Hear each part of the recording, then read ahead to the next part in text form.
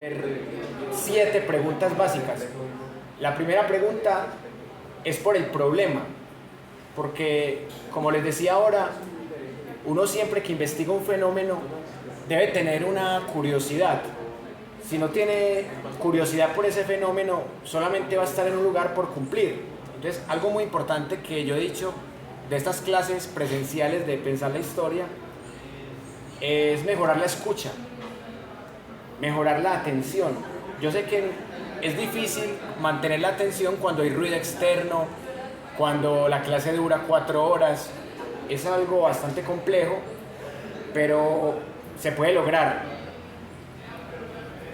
¿Y qué significa un problema en historia?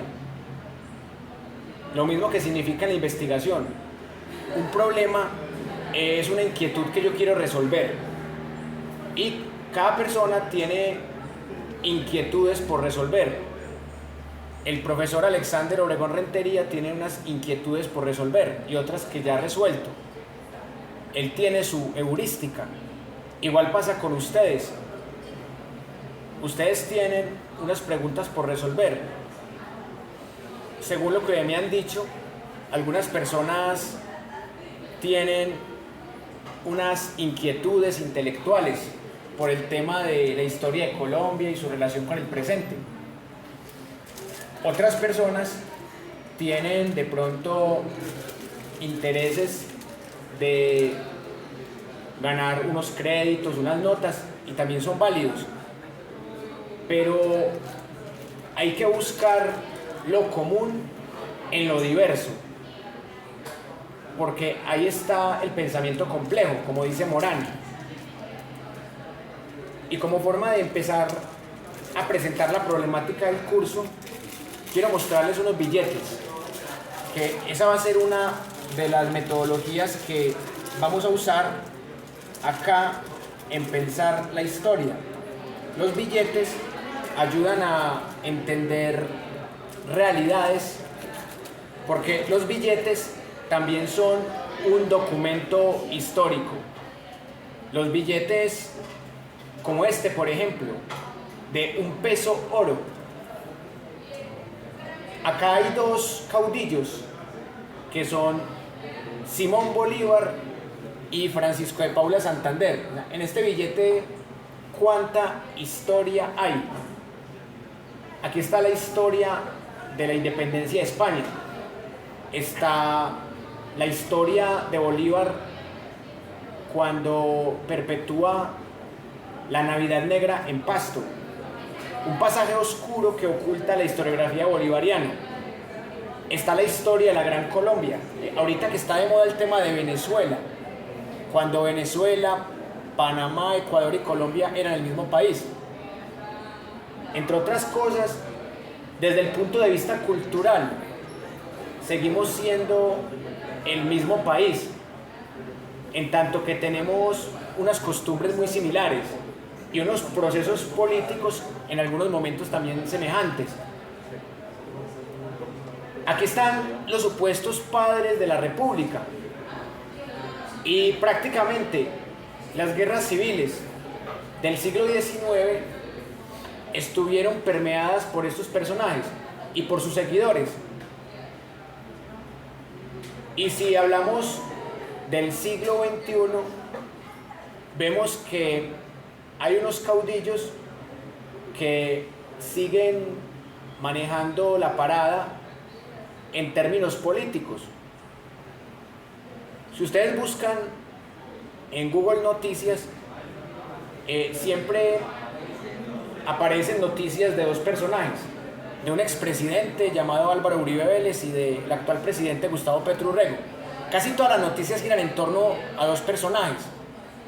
Y así pasaba en esta época. Casi todas las noticias giraban en torno a 2 personajes. 2 personajes que tenían sus seguidores y sus seguidores que competían entre sí. Entonces miren que en ese aspecto formal la historia no ha cambiado tanto, y por eso es tan importante que miremos esta metodología. Historia a través de los billetes. Acá, por ejemplo, tenemos la famosísima Policarpa Salabarrieta, que también sale en el billete de 10.000 pesos colombianos. ¿Por qué aparece Policarpa? Porque quedó como un mito fundacional. La historia se escribe a partir de hechos sociales. Los mitos fundacionales son importantísimos para entender los metarrelatos. Y otra pregunta que podríamos hacernos en esta parte del problema: ¿para qué le sirve el conocimiento de historia de Colombia o de cualquier tipo de historia a alguien que es estudiante de una ingeniería, particularmente de una ingeniería de sistemas? Para eso habría que responder que antes que ser estudiante de ingeniería o de cualquier otra carrera, somos seres históricos y a veces seres histéricos. Somos seres históricos porque todo esto que pasó nos toca. El solo hecho de que tengamos una religión o de que no tengamos una religión, o que tengamos una ideología política, o que sigamos una doctrina económica, todo eso es producto de la historia. Más que una clase para ingeniería de sistemas, es una clase para la ciudadanía. ¿Y qué significa la ciudadanía? Vamos a retomar otra vez el concepto del pensamiento complejo de Edgar Morin. La ciudadanía significa la persona que tiene una identidad en el mundo. Vamos a hablar de la ciudadanía planetaria, que va más allá de la ciudadanía que conocemos. Nos afectan temas como el clima, la economía mundial, la geopolítica. Y puede que personajes como Policarpa Salabarrieta hayan sido vistos de manera anacrónica. ¿Qué significa eso? Que se esté midiendo a una persona del pasado con valores del presente. Eso pasa mucho, el anacronismo. Por ahí también hay una tesis que dice: toda historia es anacrónica, porque casi siempre miramos la historia desde el presente, sin haberla vivido, incluso cuando la estamos viviendo. Porque podemos hablar, por ejemplo, el conflicto del Cauca, pero puede que no conozcamos el Cauca. Hablamos de Venezuela todos los días, puede que no conozcamos Venezuela. O sea, estamos hablando de algo que no conocemos empíricamente, pero ese algo que conocemos lo conocemos por otras personas, que se llaman las fuentes. Y tanto el periodismo como las ciencias políticas como la historia se conoce a través de otra persona en la mayoría de los casos, salvo que estemos viviendo el fenómeno, como pasa con el profesor Alexander Obregón Rentería, que él está viviendo el fenómeno histórico como fuente viva, como persona que ha padecido la corrupción de 216 funcionarios que han influido en 3 entrampamientos judiciales en su contra. Entonces, cada billete es una fuente, porque si usted empieza a contar la historia desde la época de la independencia de España hasta nuestros días, los billetes pueden ser una guía metodológica interesante. Hemos hablado apenas de 2 billetes. ¿Cuántas historias podemos contar a partir del resto de billetes que tengo acá? Nos han enseñado que los billetes solamente sirven para comprar algo, como medio de producción. Pero en este curso vamos a vislumbrar los billetes como una oportunidad de conocimiento histórico y sobre todo de conocimiento del presente. Porque una de las tesis que he podido corroborar en más de una década de trabajar este curso es la importancia de lo que Jacques Le Goff llama la dialéctica pasado-presente. Cómo el pasado incide en el presente y cómo podemos leer el pasado devolviéndonos a un pasado más remoto o brincándonos al presente y después devolviéndonos al pasado, lo que llaman el método de la brújula, otro método importante. Por ejemplo, si ustedes le preguntan a alguien de Antioquia,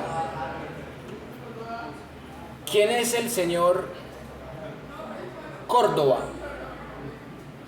¿Y por qué el aeropuerto se llama José María Córdoba? Puede que esa persona tenga una idea vaga de lo que es Córdoba, pero también depende de la región. Usted le pregunta a alguien en Bogotá, ¿quién es Córdoba? Puede que más fácil encuentre a alguien en Río Negro que sepa que le diga quién es José María Córdoba y qué importancia tuvo en la historia. Pero más allá de eso, lo que interesa es cómo se vinculan todos estos billetes para armar una narrativa. Tenemos una grave crisis con los caudillos en Colombia desde el siglo XIX. Porque está bien, bueno, al menos en esos primeros billetes no se repiten caudillos. Por ejemplo, acá tenemos a un señor que se llama Camilo Torres Tenorio. En la Universidad de Antioquia hay una pelea por este nombre, porque miren, las fuentes conservadoras dicen que el teatro de la Universidad de Antioquia se llama Camilo Torres por este señor, y las nuevas fuentes, ya con una influencia marxista, dicen que se llama Camilo Torres por el cura guerrillero, que entre otras cosas era un sacerdote inspirado en la teología de la liberación, que lo mataron en el primer combate. Y solo por haber tenido ese combate en donde lo mataron, ya le llaman el cura guerrillero Camilo Torres. Ahí está lo que hablamos ahora. Una pelea, una batalla por la memoria.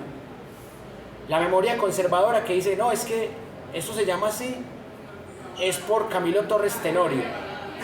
No, no se llama así por Camilo Torres Tenorio, se llama así por Camilo Torres Restrepo, el cura guerrillero.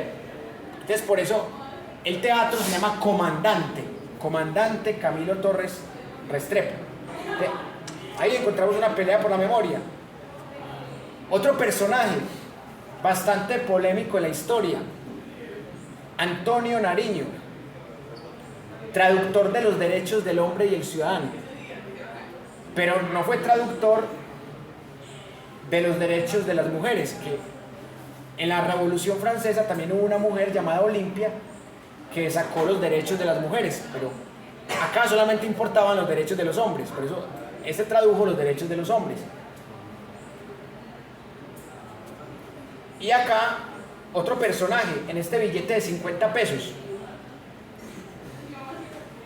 que ya lo hemos abordado. Me faltaba este, el sabio Caldas, de la expedición botánica, uno de los ilustrados que con sus ideas ayudó a que la oligarquía local se separara del imperio español y empezara a depender del imperio británico después de la batalla de Boyacá. El sabio Caldas, un personaje que permitió que exista un departamento como Caldas, un departamento que por cosas culturales pues pertenecía a Antioquia, pero luego terminó siendo un departamento independiente de Antioquia por aquellas cosas de la política, por aquellas cosas que separan la política de la cultura. Se parece más un venezolano a un costeño que un costeño a un pastuso, y un pastuso se parece más a un ecuatoriano que a un costeño que a un bogotano. Eso hace parte de la antropología. Pero la política a veces no conoce de eso. Pero miren, a partir de los 100 pesos empieza la debacle, la crisis de caudillos, porque a partir de los 100 pesos se empiezan a repetir caudillos. Si ya sacaste a Francisco de Paula Santander en el billete de 1 peso, ¿por qué lo tienes que repetir en el billete de 100 pesos? Ausencia de caudillos o predilección por un caudillo. Lo mismo pasa con Antonio Nariño. Ya aparecía en el billete de 10 pesos, porque Antonio Nariño aparece de nuevo en el billete de 100 pesos. Otra pregunta que vale hacerse. Lo mismo pasa con este billete de 200 pesos. Aparece otra vez Simón Bolívar, que ya había aparecido, por ejemplo, en el billete de 1 peso. Un español, que entre otras cosas, hay billetes que tienen un valor más pequeño del peso, en donde hay conquistadores españoles. Ahí se puede ver también algo de la conciencia colonial. Pero a este lo meten acá solamente porque hizo parte de la expedición botánica, un fenómeno del siglo XVIII. El señor Mutis, un español. Y podemos ver que este billete es de los que se sacó el 1 de noviembre de 1989. Esto está asociado con esa herencia colonial, pero por lo menos no se repitió. Miren, se repite otra vez. Ojo, Francisco de Paula Santander. Lo habíamos visto en el billete de 100 pesos y también lo habíamos visto en el billete de 1 peso. Simón Bolívar lo habíamos visto en el billete de 200 pesos y también en el billete de 1 peso. Pero aquí la historia empieza a cambiar un poco, porque en este billete de 1000 pesos sale un caudillo liberal muy famoso, Jorge Eliezer Gaitán. Nunca fue presidente, pero lo asesinaron cuando más posibilidades tenía de ser presidente. ¿Qué importancia tiene este billete? Este billete parte de la historia de Colombia otra vez. La historia de Colombia la podríamos partir en 3 grandes momentos. La primera, que se llame Independencia de España, guerras civiles. La segunda, se me cayó la plata, vea. La segunda, que podríamos llamarla la pequeña violencia, que es después de la guerra de los 1000 días, es decir, del gobierno del general Reyes al gobierno de Mariano Ospina Pérez, el ingeniero conservador, en cuyo gobierno asesinan al caudillo liberal Jorge Eliezer Gaitán. O sea, ¿qué podemos decir acá? Que ahí nace la violencia con V mayúscula. Y según las tesis que hemos defendido en este libro o en estos 2 tomos de 100 preguntas y respuestas para comprender el conflicto colombiano, ahí es cuando nace el conflicto armado que estamos viviendo todavía. Y más allá de los procesos de paz, con aciertos, con errores, de todos los billetes que les he mostrado, este me parece el más importante, porque ese es el que parte la historia en la que estamos. La historia después del llamado Bogotazo, que no solamente fue el Bogotazo, fue el Calizazo, el Pastazo, porque en todo el país hubo una serie de revueltas en donde, gracias, donde se protestaba por el magnicidio, ojo con el término, el magnicidio a Jorge Eliezer Gaitán, que viene acompañado de un memoricidio, porque las élites colombianas han tratado de borrar de la historia el legado de Jorge Eliezer Gaitán, y hasta grupos paramilitares como el Clan del Golfo se han puesto el nombre de Jorge Eliezer Gaitán. Ustedes se preguntarán, ¿qué tiene que ver el caudillo liberal Jorge Eliezer Gaitán con un grupo paramilitar como el Clan del Golfo, cuando a Gaitán lo tildaban de comunista, sin serlo? Tiene que ver con que los grupos guerrilleros y los grupos paramilitares se han construido con unos metarrelatos que aquí vamos a estudiar con rigor. Metarrelatos como defendemos el pueblo, el Ejército Nacional y la policía también se han tratado de construir con metarrelatos de somos quienes representamos al pueblo, somos el pueblo. Miren, hay algo común entre los metarrelatos del ejército, la policía, las guerrillas y los paramilitares, e incluso los narcotraficantes. ¿Cuál es el relato común? Que ellos se autoperciben y se autoproclaman como los salvadores del pueblo. Más allá de que sean legales o ilegales, o que sean como Salvatore Mancuso Gómez, una mezcla de legal con ilegal, un agente bisagra, como lo llaman en la Jurisdicción Especial para la Paz JEP. Nada más con este billete de 1.000 pesos, que ya está carísimo, entre otras cosas, porque está escaso. Yo podría decir que soy rico porque tengo 1, 2, 3, 4, 5, 6, 7. Tengo 7.000 pesos. Tener en Colombia, en un país castrochavista. Recuerden que el 7 de agosto se cumplen 2 años de que Colombia es castrochavista. Recuerden que los profetas decían que íbamos a hacer filas que para comprar papel higiénico.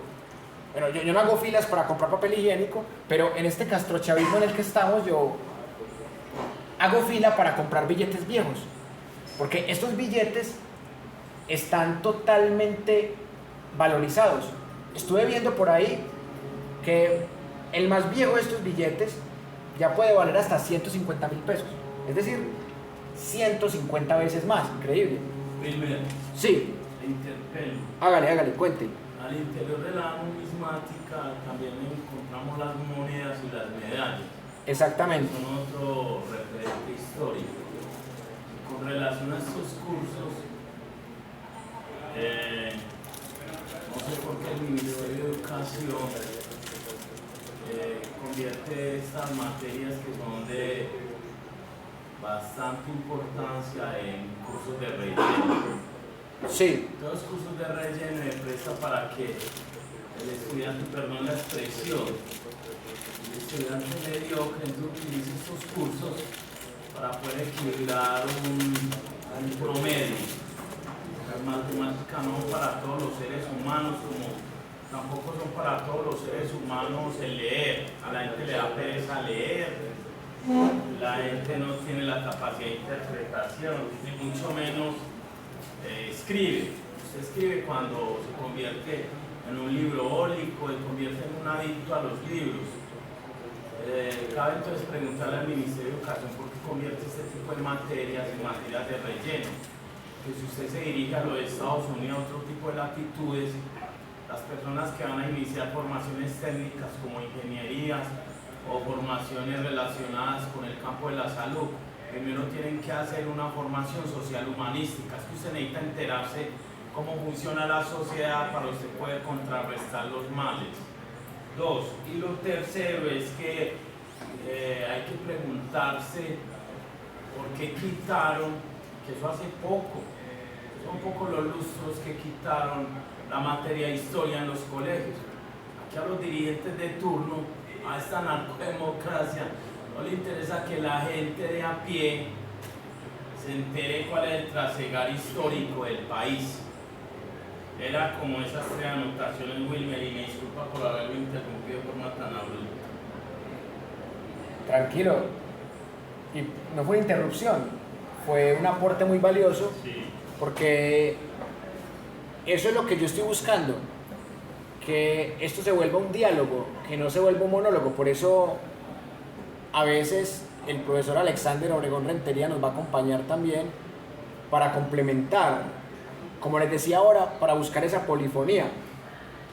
Y sobre los tres aportes que hace el profesor Alexander, también quiero hacerles un comentario, que cuando la materia de historia se convirtió en un subcomponente de ciencias sociales, fue un golazo que metió la oligarquía colombiana en el gobierno de Belisario Betancur.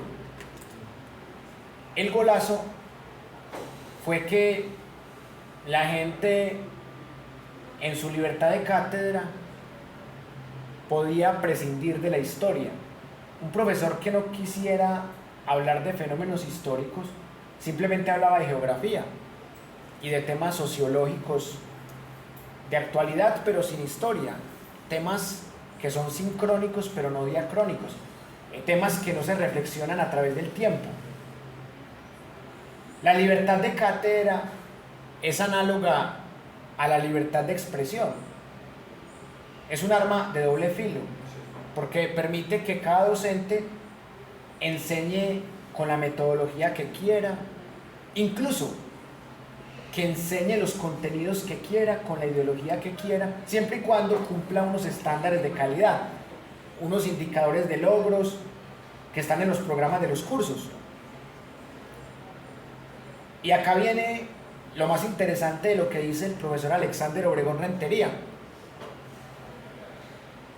La materia de historia se volvió un relleno de lo peor, un relleno de fechas, de aburrición, y no un espacio de verdadero pensamiento crítico, como decíamos en esa materia los viernes.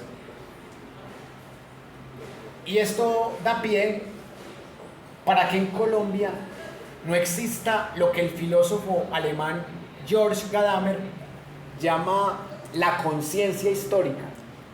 ¿Qué significa eso? En la hermenéutica de la historia, en la interpretación de los textos históricos. Usted le pregunta al colombiano promedio, ¿quién fue López Pumarejo? ¿Y por qué sale en el billete de 20.000? Y dice, no, yo no sé. No, pero es que el que sale en el billete de 20.000 no es López Pumarejo, es López Michelsen. O sea, el colombiano promedio puede llegar al nivel de confundir al padre con el hijo. Y puede llegar al nivel, ojo, que ustedes lo saben, de confundir a Gaitán con Galán. O sea, no sé si les ha pasado cuando hablan así de manera informal con la gente, que confunden a Gaitán con Galán, cuando hay gran diferencia cronológica entre uno y otro. A uno lo matan en 1948 y al otro lo matan en 1989. Es mucho tiempo de diferencia. Y acá es en donde conecto con la otra idea que decía el profesor Alexander. A las oligarquías, a los clanes, a los banqueros, no les interesa que la gente se eduque. Solamente les interesa que la gente consuma sus mercancías, consuma sus canales de televisión, sus emisoras, que compre sus productos y que la gente vote por el politiquero que a ellos les conviene. El politiquero que les va a dar negocios o que les va a fortalecer su CPS, que les va a fortalecer sus fondos privados de pensiones, sus bancos, sus medios masivos de desinformación. Y por eso, en ese gobierno de Belisario Betancur, le metieron un golazo a la democracia colombiana.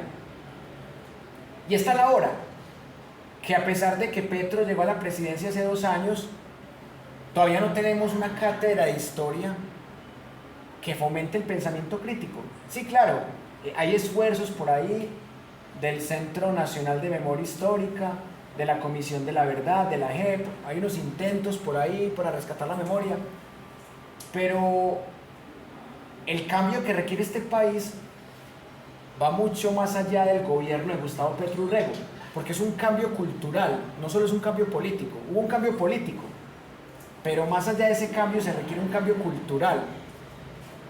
Y ese cambio también empieza por el mismo pueblo. Por lo menos conocer quiénes son los que aparecen en los billetes. Hagan el ejercicio. Pregúntenle a la gente, ¿en cuántos billetes sale Francisco de Paula Santander? La gente usualmente no sabe. Si confunden a Gaitán con Galán, ¿qué más se puede esperar? O si tenemos congresistas que niegan la masacre en las bananeras, ¿qué más se puede esperar? O incluso niegan un fenómeno reciente, como los más de 6.402 falsos positivos, que realmente no son falsos ni son positivos, son ejecuciones extrajudiciales a civiles. Y acá volvemos otra vez a lo mismo, la repetición de caudillos. Ya está, uno va perdiendo la cuenta, pero miren, Francisco de Paula Santander, y teniendo en cuenta que nuestra historiografía no ha sido muy santanderista, aparece en el billete de 1 peso, aparece en el de 100 pesos, aparece en el de 500 pesos y vuelve a aparecer en el de 2.000 pesos, otro billete que se está valorizando, como el de Gaitán. Una pregunta sensata: ¿por qué Francisco de Paula Santander se repite en 4 billetes, sabiendo que nuestra historiografía ha sido más bolivariana que santanderista? Es una pregunta que no tengo la respuesta, pero sí quiero que la piensen. Y hablando de caudillos repetidos, aquí se repite otra vez Simón Bolívar en este billete de 2.000 pesos. Un billete que es del 1 de julio de 1994, no vale tanto, apenas 30 años. Aún así este billete ya se está valorizando, 30 años de antigüedad. ¿Por qué Simón Bolívar también sale en el de 1.000 pesos? ¿Por qué sale en el de 200? En el de 1 peso. ¿Por qué se repiten tanto los caudillos? Este billete, al igual que el de Gaitán, es de los más dignos. Débora Arango. Esta mujer sí fue una gran revolucionaria en el arte, sobre todo en el arte erótico, en el arte prohibido por la Iglesia Católica y el conservatismo. De los personajes que les he mostrado, Gaitán y esa señora Débora Arango son los más revolucionarios. De resto son parte de una oligarquía. Y Santander hizo cosas buenas por la educación pública, pero Santander era propiamente oligarquía también. Gaitán era un tipo que venía de abajo, y eso también le da un valor. Por algo lo mataron. La teoría más dominante en que la CIA tuvo que ver con ese magnicidio, más adelante lo profundizaremos. Pero Débora Arango representa esa cultura rebelde. Otro billete que incluso se repite por 2. En el billete de 5.000 también sale un personaje que fue bastante polémico, que era liberal, se volvió conservador, Rafael Núñez. Rafael Núñez también ayuda a entender la constitución más conservadora que ha tenido la era republicana en Colombia, la constitución que nos devolvió a la Edad Media. Pero aparte de ese billete de Rafael Núñez, también están los 2 billetes del poeta José Asunción Silva, que sus enemigos lo llamaban José Presunción, dizque porque era muy arrogante. Pero a pesar de eso, y de que el tipo se quita la vida por problemas económicos y emocionales, acá en este billete encontramos unos poemas muy interesantes. Aquí está el poema Nocturno, que en mi opinión es de los poemas más bonitos que se ha escrito en lengua española. Y aquí está el poema Melancolía, pero está muy pequeño. O sea, y eso que cuando la persona es miope, mucho más difícil de leer. Están los páramos de Colombia, pero la gente no se fija en eso. O sea, la gente no sabe que el billete es una fuente histórica. ¿Por qué? Por lo que decía el profesor Alexander, porque nos han educado para no pensar la historia, nos han educado para defender una historia que le convenga a las élites, que han gobernado casi 200 años. Porque en Colombia se ha cometido un memoricidio para tapar los genocidios en diferentes gobiernos. Y acá vuelve otra vez la repetición. Y no me choca esta repetición. Policarpa Salabarrieta. Yo me pregunto algo contrafactual, porque ustedes saben que lo contrafactual es algo que no se puede comprobar en la historia. El que hubiera pasado sí. Pero hagamos un ejercicio contrafactual. ¿Qué hubiera pasado si a la Pola no la matan y le toca ver la dictadura de Simón Bolívar? A lo mejor se hubiese vuelto guerrillera y antibolivariana, porque era una mujer muy rebelde que perfectamente tenía los elementos para decir: fui guerrillera contra el régimen español, ahora soy guerrillera contra este dictador burgués que nos tiene sometidos económicamente al imperio británico. Pasamos del imperio español al imperio británico. Entonces a esta señora, que fue una muchacha realmente porque fue fusilada muy joven, a esta muchacha la venden como una heroína. Pero yo me pregunto, contrafactualmente y violando la lógica de la historia, ¿qué hubiera pasado si esta señora vive por lo menos 13 años más? Hubiese sido arrodillada a la dictadura de Simón Bolívar, que se nombró presidente vitalicio en Bolivia, el país fundado a su imagen y semejanza, que se nombró dictador en el Perú, que también se hizo dictador en Colombia cerrando el Congreso porque no votaba lo que él quería,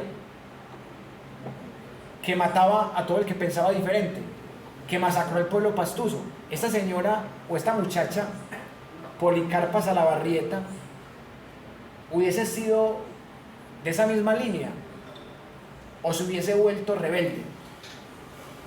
Primero, Sí, casi siempre santifican es como la imagen de personajes como Bolívar, Santander, que tienen sus maculas.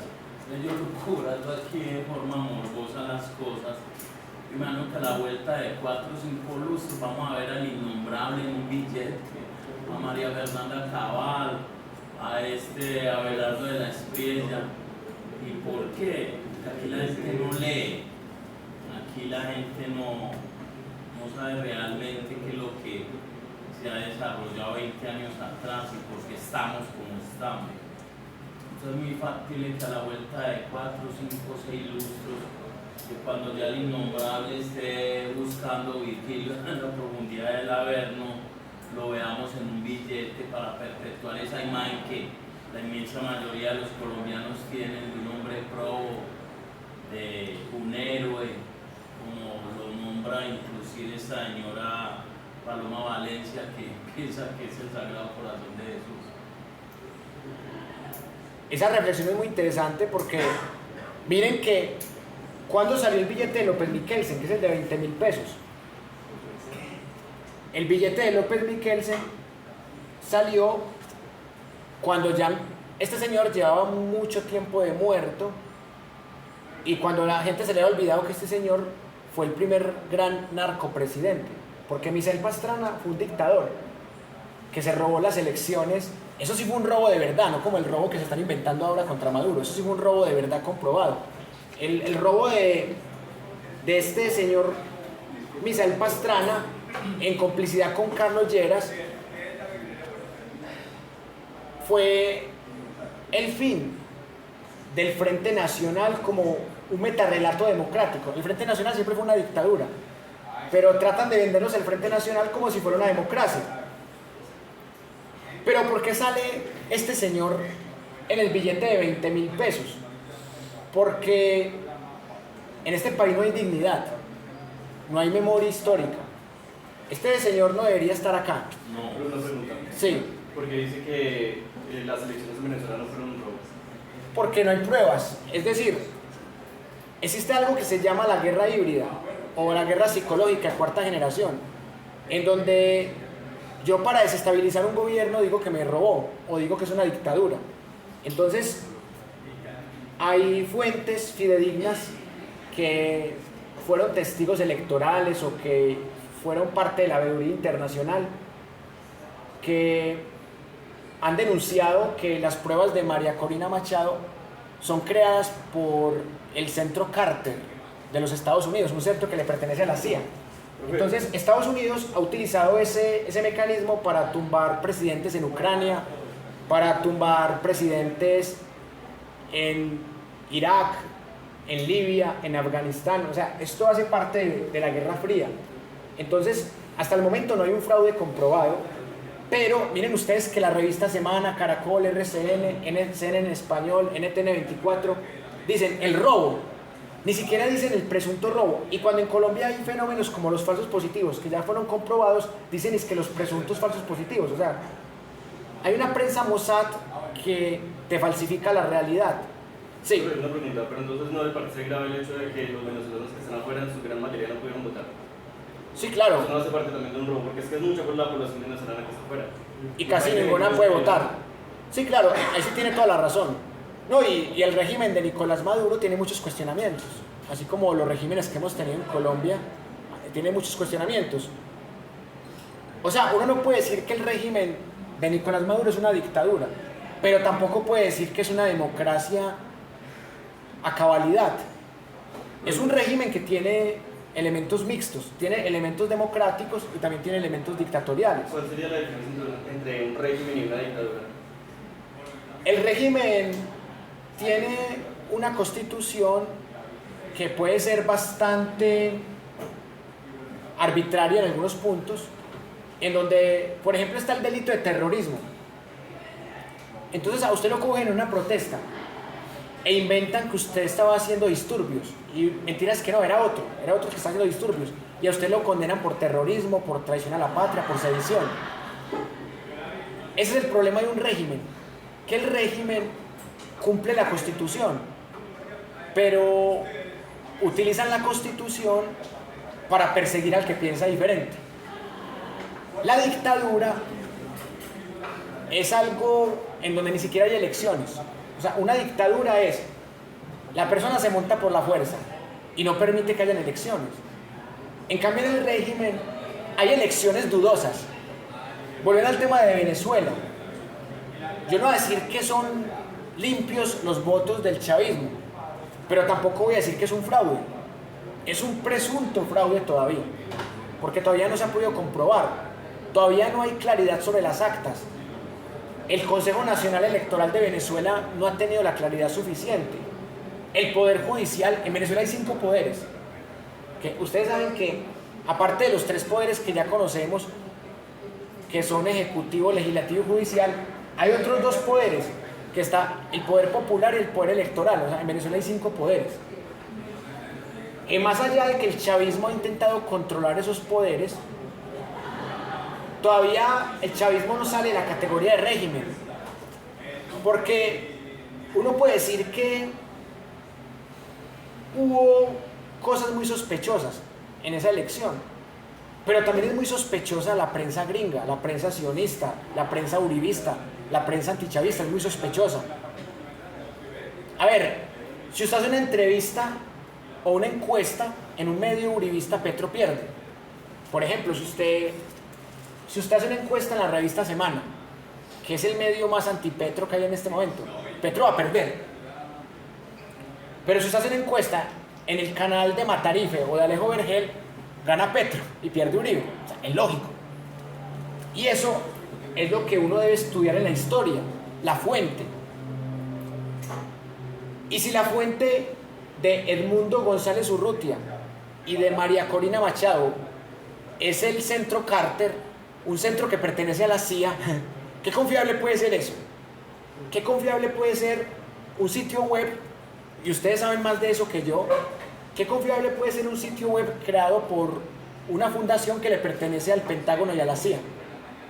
¿Eso es creíble? No es creíble. Obviamente, un portal creado por el chavismo tampoco es creíble, porque son juez y parte a la vez. Los únicos que pueden establecer la verdad de lo que está pasando en Venezuela son los veedores internacionales independientes. Pero la pregunta es, ¿qué tan independientes son? Muy difícil.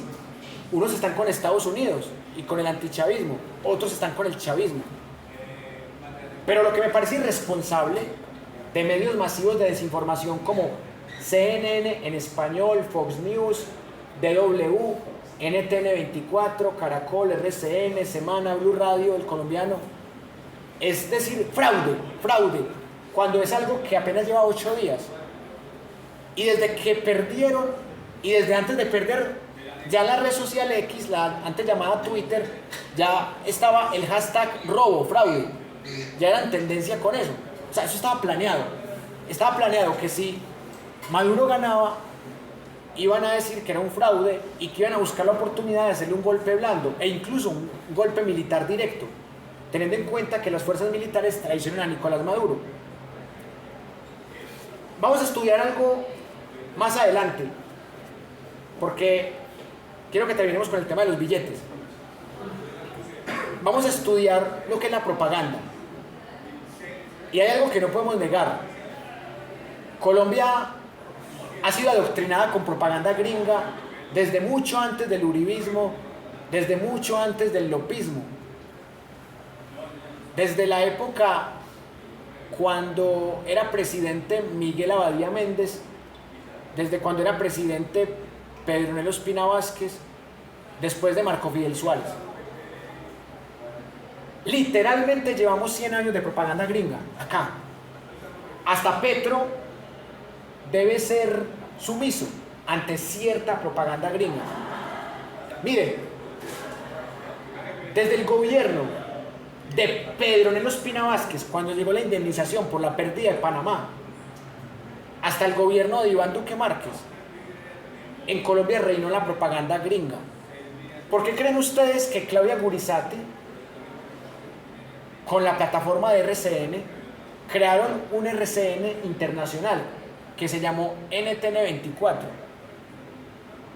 en donde todos los días sacaban noticias en contra del régimen cubano y del régimen venezolano chavista, todos los días, mientras que aquí en Colombia estaban matando gente por la espalda, poniéndole las botas al revés y diciendo que eran guerrilleros caídos en combate, mientras que acá en Colombia se daban fenómenos como los falsos positivos, que eran mucho más graves que los de Venezuela. Claudia Gurizati, que entre otras cosas el periodista e investigador escritor Alfredo Serrano Zavala tiene testimonios de paramilitares que estaban en la cárcel de Itagüí que decían que Claudia Gurizati vivía de rumba con los paramilitares, como Carlos Castaño. Pues igual no nos importa si tenía o no tenía una relación sentimental con Carlos Castaño, pues en esa parte sentimental uno no tiene por qué meterse. Que tenga una relación con un narcotraficante, con un paramilitar, problema de ella. Pero el problema de lo que denuncia el escritor Alfredo Serrano Zavala era que Carlos Castaño les daba dólares. Y eso ya se vuelve delicado. Que un paramilitar, que el principal jefe paramilitar, en medio de una rumba, le dé miles de dólares a periodistas de RCN, el principal medio del régimen uribista, en ese momento, ahora es Semana, en esa época era RCN, el principal medio del uribismo, es algo que genera sospecha, que genera por lo menos dudar de ese medio de comunicación. Y lo más grave, que ese dinero estaba manchado también de sangre y de narcotráfico, no solamente de paramilitarismo y de complicidad con agentes del Estado. Y esta señora, que se jacta de ser periodista imparcial, todos los días salía en la noche, en ese programa que todavía existe, a decir, la dictadura venezolana, Chávez hizo tal cosa, Chávez tal otra, Chávez tal otra. Pero todo eso fue financiado, no solamente por el narcoparamilitarismo, fue financiado por el Pentágono también. El Pentágono financia ese tipo de proyectos desinformativos. Porque CNN en español nos quiere vender el genocidio en Irak, donde mataron 1 millón de personas buscando disque armas de destrucción masiva que nunca encontraron, por una falsa noticia. Llaman la intervención de Estados Unidos en Irak como una gestión humanitaria, así como los viajes de narcotraficantes los llamaban viajes humanitarios, o el pago a testigos de Diego Cadena para favorecer a Uribe los llamaban disque ayudas humanitarias. O sea, usted se pone a ver esos medios como CNN en español, bueno, y en cualquier idioma, Fox News, NTN 24, DW, y esos medios le lavan la cara al imperio de Estados Unidos. Dicen, Estados Unidos llegó a Irak, Afganistán, a Libia y a Siria a hacer una labor humanitaria, es decir, que ellos fueron los salvadores, cuando realmente ellos fueron los genocidas. Son los mismos que están negando el genocidio al pueblo palestino, los mismos medios, pagados por quiénes, por corporaciones, corporaciones que le pertenecen a quiénes, a la CIA, al Pentágono, al Departamento de Defensa de Estados Unidos. ¿Por qué creen ustedes que medios que no son ni siquiera uribistas, netamente uribistas, que son medios disque tibios, como El Espectador, como La Silla Vacía, como Noticias 1, Daniel Coronel, porque esos medios están defendiendo la mentira de que hubo fraude en Venezuela? Porque hasta ahora es una mentira. Y que sea el Centro Carter el que proporciona el sitio web para comprobar que el fraude de Maduro, eso ya lo hace más sospechoso aún. Uno debe dudar de todo mundo, debe dudar del chavismo, debe dudar de Nicolás Maduro, pero si uno duda de Nicolás Maduro, debe dudar 60 veces más del imperio de Estados Unidos. ¿Cuántas invasiones tiene Cuba? ¿Cuántas invasiones tiene Venezuela? 0 invasiones. Que ellos son un régimen, una dictadura. En algunos casos sí, en otros no. Tienen elementos de democracia y elementos de dictadura. Son mixtos. Pero decir que los medios de Estados Unidos son los que tienen la verdad y que eso ya es un fraude comprobado, eso se llama prensa Mossad. Un término que usó hace poco el presidente Petro y que es un término que se ha construido en la Guerra Fría, la prensa Mossad, que significa prensa mercenaria, prensa de espías, prensa mitómana, prensa que ayuda a justificar genocidios, que ayuda a perpetuar dictaduras. Vea, es tan poderosa la prensa Mossad y la prensa sionista y la prensa proestadounidense, es tan poderosa que hay millones de seguidores de Petro que son antiuribistas, votaron por Petro, que están creyendo que sí hubo fraude y están creyendo que Nicolás Maduro sí es dictador. Imagínense, esa prensa tiene más poder que la prensa uribista, que la prensa tradicional colombiana. Yo conozco varios creadores de contenido que son afines al proyecto político de Gustavo Petro y están defendiendo eso, que Nicolás Maduro es un dictador, que hubo fraude, que Nicolás Maduro va a perjudicar a Petro, que se va a perder la elección del 2026 por culpa de Maduro y por culpa de que Petro fue disque tibio, cuando en ese comunicado que hizo Petro, el tipo le dio duro a los dos. Le dio duro a Nicolás Maduro diciéndole, hermano, yo no te creo todavía.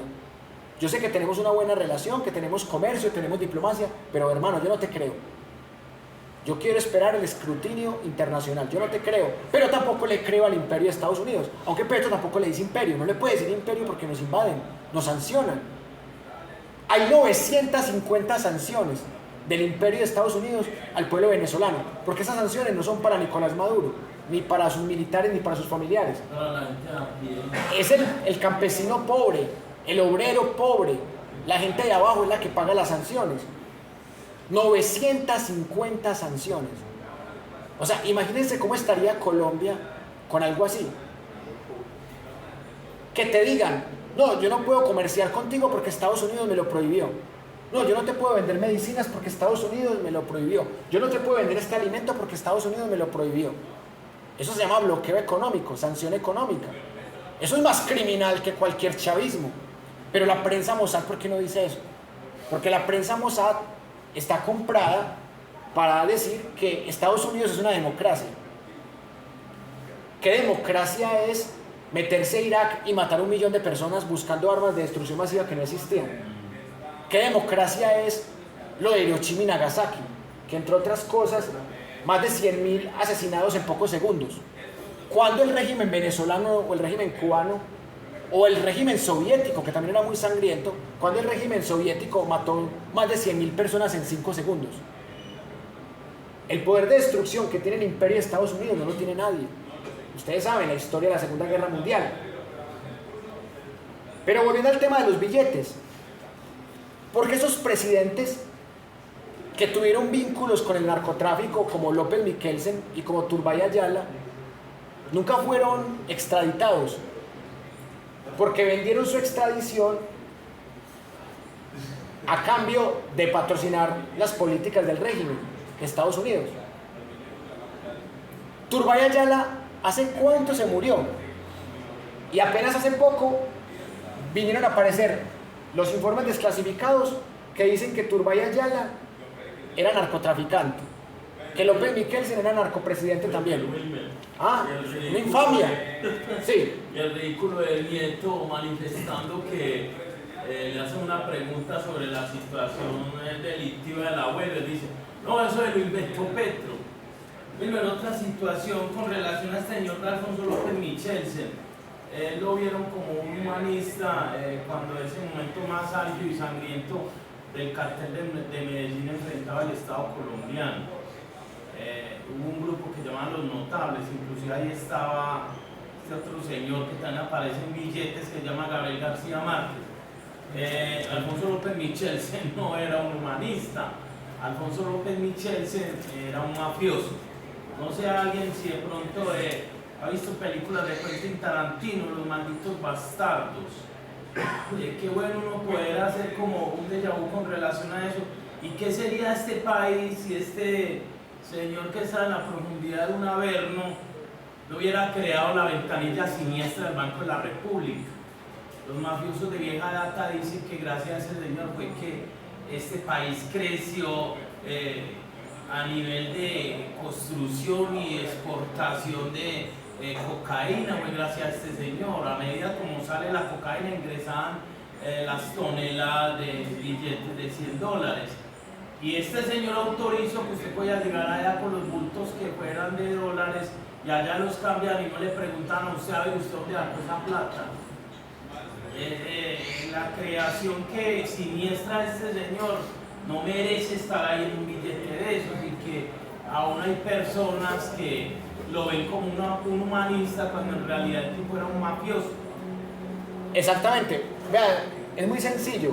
Usted decía ahorita el tema de que en 50 años Álvaro Uribe puede aparecer en un billete. Claro que sí. O sea, gana la presidencia alguien como Iván Duque, alguien fiel al uribismo, y usted sabe que el que gana la guerra o el que gana la elección es el que cuenta la historia. En este momento, ¿quién está contando la historia? Petro. El Centro Nacional de Memoria Histórica metió a la familia Gaitán. Pero antes de que llegara Petro, el que contaba la historia era el uribismo, con el profesor Rubén Darío Acevedo Carmona, que fue profesor mío en la Nacional, entre otras cosas, y que yo me vine a dar cuenta que era uribista pues cuando empecé a leer sus columnas, porque el tipo hablaba era del siglo XX, entonces no se notaba pues que era uribista cuando daba clase. Pero, ¿qué trató de hacer el uribismo con la memoria histórica? Borrar el genocidio de los falsos positivos, borrar el genocidio de la Unión Patriótica, borrar la masacre en las bananeras. Eso se llama memoricidio. Y eso pasó con López Miquelsen, que el memoricidio lo borró como narcotraficante presidente, y por eso lo venden como un humanista. Y eso puede pasar en 50 años. En 50 años puede que el uribismo logre borrar todas las páginas web, los canales de YouTube. En una dictadura, todos los que hablen mal de Uribe los pueden borrar. Incluso en Israel han borrado artículos de Yair Klein, el mercenario israelí que entrenó paramilitares y que Uribe le pagó para entrenar paramilitares.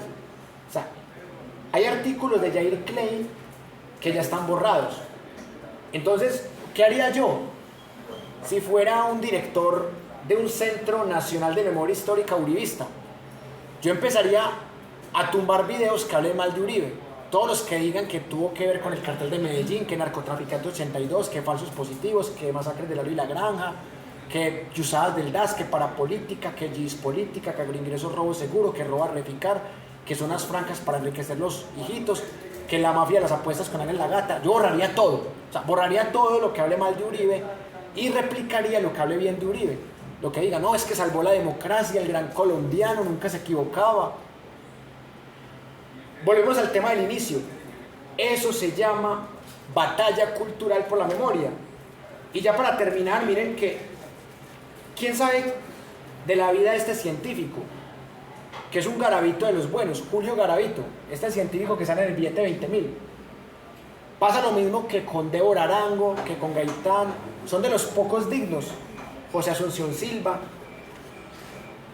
Y este otro escritor, que es un escritor más del siglo XIX, Jorge Isaacs. Bonito homenaje, pero casi nadie sabe quién es Jorge Isaacs. Gabriel García Márquez sí es una figura muy importante, pero tergiversada en Colombia. Era amigo de Fidel Castro y por eso lo exilió el dictador Turbay Ayala, que también era narcotraficante. Pero ¿quién cuenta esa parte de Gabriel García Márquez? Nadie de la prensa tradicional. Solo dicen que se fue a vivir a México. No se fue a vivir, lo exiliaron, lo sacaron, y allá en el 82 en México fue donde ganó el Premio Nobel de Literatura. Terminó siendo más mexicano que colombiano. Y lo sacaron simplemente por ser amigo de Fidel Castro. Y donde no se vaya lo matan. Y el billete que más vale para el capitalismo, pero el que menos vale para mí. Ahorita lo voy a regalar, de hecho, ¿no? Lo voy a arribar aquí, ¿no? Era un chiste porque no. Ahí rifo lo que me ganan esas horitas de cátedra, vea, este otro presidente dictador, este fue el que le robó la presidencia, este sí le robó la presidencia a el que representaba al pueblo en ese momento, que había sido dictador, Gustavo Rojas Pinilla.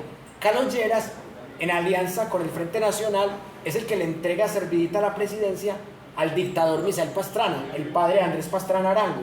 Otro dictador, Alexander, que aparece en estos billetes, y en el billete dolarizado, el verde, el que más vale. Sí. Digo dolarizado por el color nada más. Aquí tengo unos billetes venezolanos, para que ahorita hagamos una comparación. Pero ¿qué podemos concluir de esto? Que la historia nos lleva a gran cantidad de problemas que se relacionan inexorablemente con el presente. Porque terminamos hablando de Venezuela, de Maduro, de Chávez, de Uribe, de Petro. Porque la historia debe pensarse siempre en la dialéctica pasado-presente. Una historia que se quede en el pasado no sirve. Ese es el problema que yo quiero proponerles para el programa del curso, que siempre pensemos la historia en función de la dialéctica pasado-presente. ¿Cuál es el objetivo principal de este curso? Desarrollar un pensamiento crítico de la historia. Y los que estudiaron los viernes a las 2 de la tarde conmigo, pensamiento crítico, ya saben qué es eso. Y los que no, seguramente lo saben por otras fuentes. El pensamiento crítico es esto. Vamos a hablar de María Corina y de sus pruebas fabricadas con la CIA. Pero también hablemos de el chavista que maneja el Consejo Nacional Electoral, que también hace muy sospechosa la elección a Nicolás Maduro, la reelección a Nicolás Maduro. Eso se llama pensamiento crítico.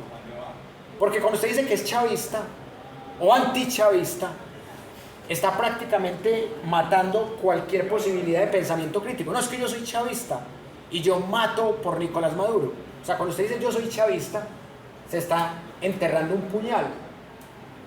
Pero cuando usted dice que es antichavista, también se está enterrando un puñal, porque eso lo mete en una secta.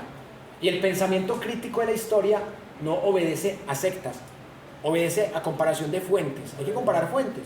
¿Qué dice, compañero? ¿Podemos decir que las ideologías políticas van en contra del pensamiento crítico? No siempre, pero sí muchas veces. Porque usted puede tener ideología política y a la vez tener pensamiento crítico, porque usted puede tener autocrítica. Usted puede decir, yo voté por Petro, pero esta noticia que hicieron acá sobre Uribe es falsa. Por ejemplo, el montaje que le hicieron a Uribe con el paramilitar Ramón Izaza, supuestamente en el pacto de Ralito. Uribe nunca estuvo presencialmente en el pacto de Ralito, ni mucho menos con Ramón Izaza. el montaje que le hacen a María Fernanda Cabal con Salvatore Mancuso, que es un montaje tan mal hecho que ese cuello de Salvatore Mancuso es como deforme. Los montajes que le han hecho al señor Milton Fabiani con Miguel Polo Polo, haciéndolo ver como amigo de Polo Polo. O sea, la gente que vota por Petro o la gente que es antiuribista también hace noticias falsas, también hace montajes. Y así usted haya votado por Petro, usted debe reconocer eso. Usted puede tener la ideología de la Colombia humana o del pacto histórico, o viceversa. Usted puede tener la ideología del uribismo, que, bueno, yo no conozco mucho de uribismo, pero puede existir un uribista que diga, esta noticia de alias el Cacas sobre Petro es falsa, eso nunca existió, a Petro nunca le dijeron alias el Cacas. Este apodo lo copiamos de AMLO, de un apodo que le pusieron en Miami a AMLO en un proceso electoral. O sea, un uribista sensato diría, ataquemos a Petro, pero con cosas que realmente están pasando en su gobierno. Ataquemos a Petro por su amistad y por mantener a Armando Benedetti, que viene del uribismo, que viene del santismo, por mantener a Liscano. O sea, un uribista sensato atacaría a Petro realmente por lo que es. No inventaría que alias el Cacas, o que Petro es corrupto, que porque le prestaron un dinero en efectivo, que porque tenían dinero en unas bolsas, o que había 5 maletas con 3.000 millones en la casa de Laura Sarabia, algo que nunca apareció. O sea, uno podría decir que hasta un uribista podría tener pensamiento crítico cuando es capaz de reconocer los errores tanto de su gobierno como las virtudes del gobierno de Petro.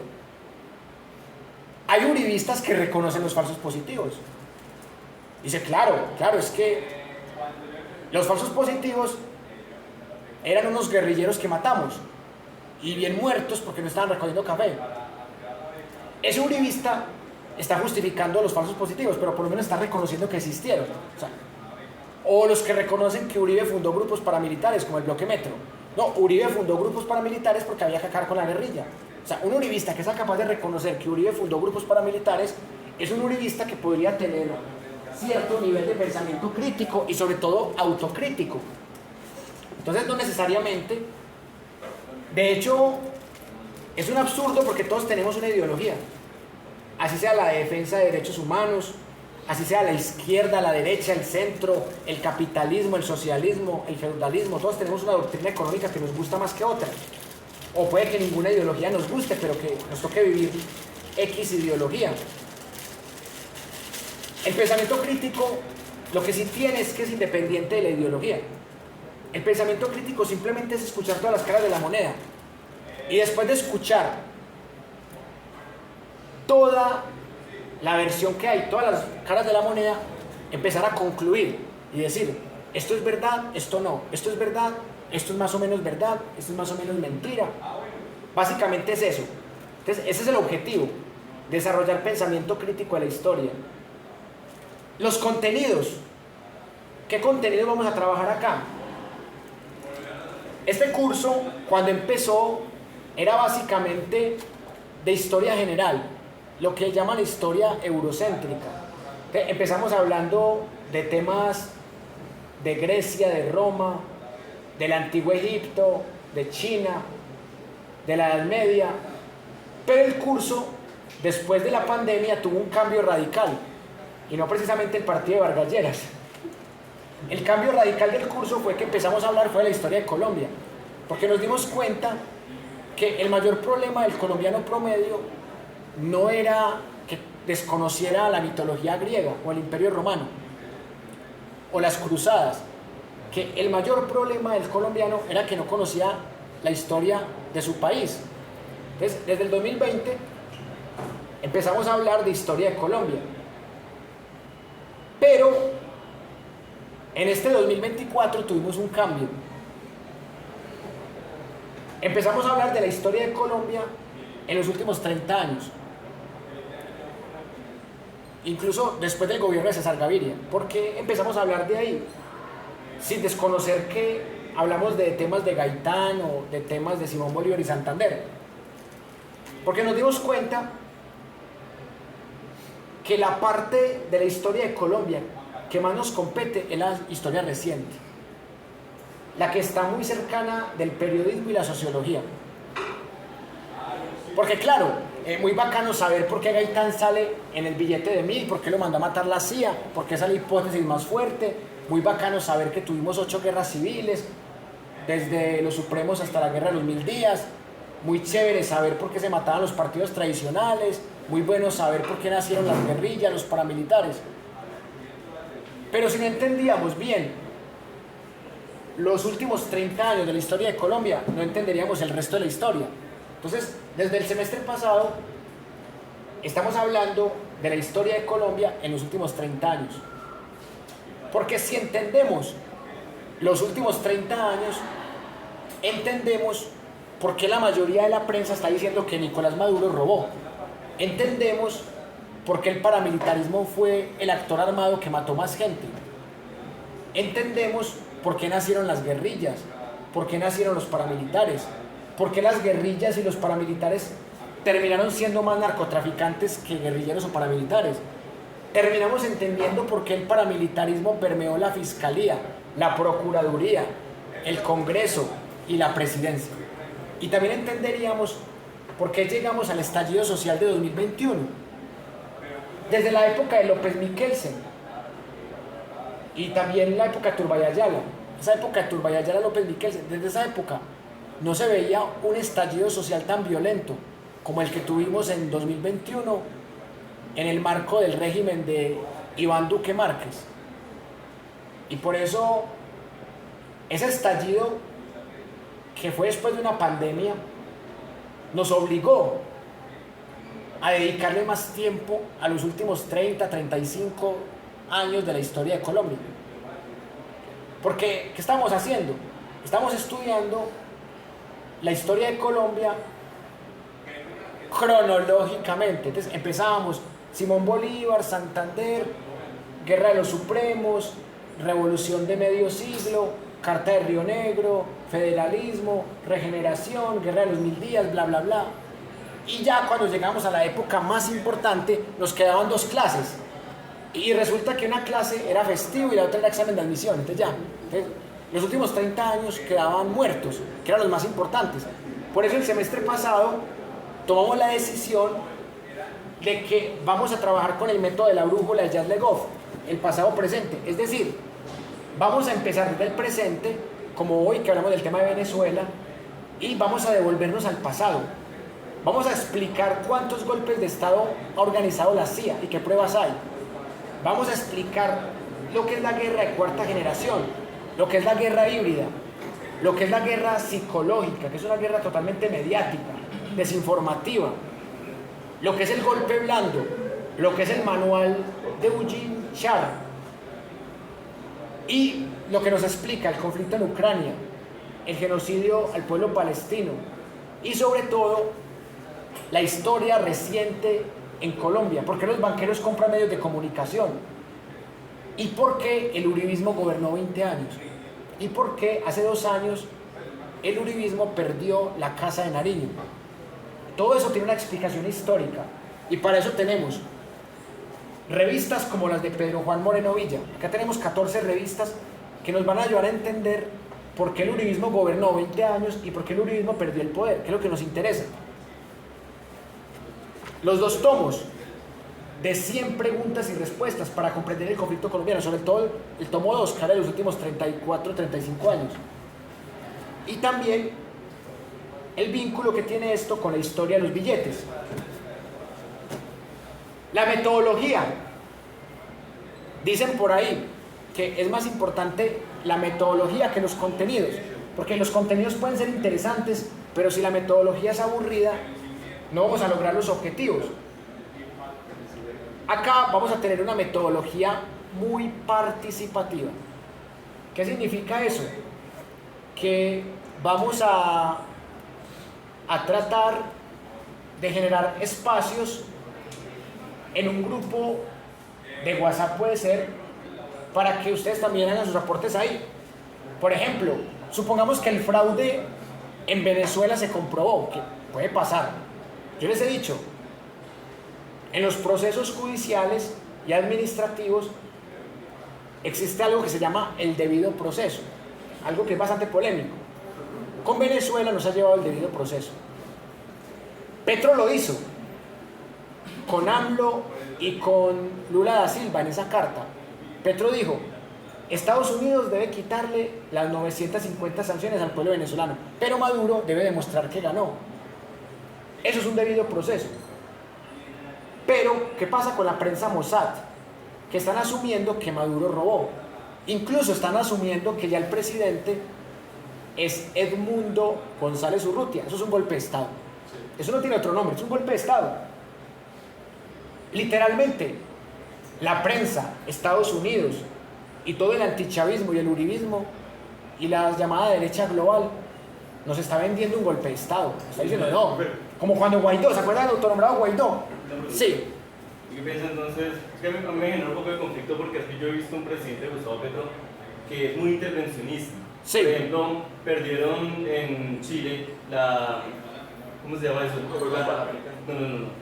En Chile estaban intentando hacer una nueva constitución. Exacto, una especie de constituyente, sí. ¿Qué dijo Petro? Revivió Pinochet.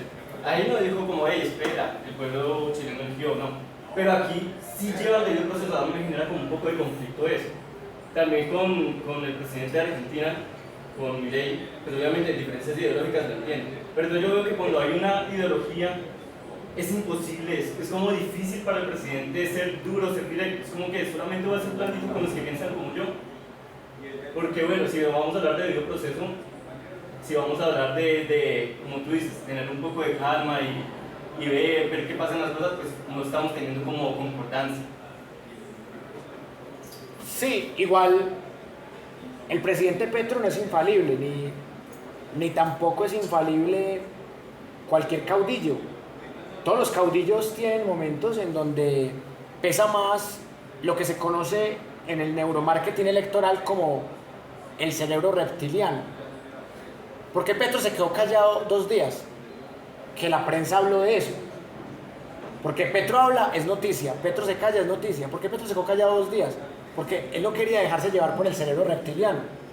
Como pasó con el tema de Chile, que ahí Petro se dejó llevar por el cerebro reptiliano. Es como cuando usted le dice HP a otra persona y usted después se arrepiente. Ay, ¿yo por qué le dije a mi pareja HP? Ahí me tiré la relación. Porque usted se dejó llevar por el cerebro reptiliano. Por eso, lo que hizo Petro esta vez fue muy inteligente, porque el tipo se quedó callado, recibió los ataques de la prensa Mossad, pero cuando ya estaba con la cabeza fría, el tipo hace un comunicado en donde le canta las verdades a Estados Unidos y le canta las verdades a Nicolás Maduro, sin romper relaciones con ambos, que eso es lo que nos conviene, que no rompa relaciones, porque no nos conviene pelear ni con Estados Unidos ni con Venezuela. Y con el tema de Chile, todo presidente da opiniones sobre otros procesos, eso es normal, pero una cosa es dar opiniones, como decir que volvió Pinochet, y otra cosa es intervenir y sugerir que se dé un golpe de Estado, que es lo que está diciendo personajes como Álvaro Uribe Vélez, que se dé un golpe de Estado militar, y que ya el presidente es Edmundo González Urrutia. Eso es delicado, porque eso ya no solamente es opinar, eso ya es inducir a la sedición, a unas fuerzas militares, burlarse de la democracia de otro país. Europa tiene una opinión dominante, lo que llaman la Unión Europea. No reconocemos a Nicolás Maduro y sí reconocemos a Edmundo González Urrutia. ¿Qué está diciendo la Unión Europea? Estamos alineados con lo que diga Estados Unidos, con lo que diga la CIA, con lo que diga el Pentágono. No nos importa el escrutinio, solo nos importa que la prensa y el mundo digan que el presidente es Edmundo González Urrutia. Por eso, cuando Nicolás Maduro dice Guaidó 2.0, ahí Maduro tiene toda la razón. Esto es Guaidó 2.0. Pero Guaidó nunca ganó un voto popular. Y aún así, Iván Duque lo reconociese como el presidente legítimo, Iván Duque. Y por eso fue tan fracasada la gestión de Iván Duque. Y por eso Colombia perdió millones de dólares por pelear con Venezuela. Porque el comercio colombiano depende muchísimo del venezolano y viceversa. ¿Cuántos millones de dólares hemos ganado en los últimos 2 años por haber normalizado relaciones comerciales y diplomáticas con Venezuela? Y hay un principio fundamental que hasta los liberales lo defienden. El principio es, cuando hablamos de economía,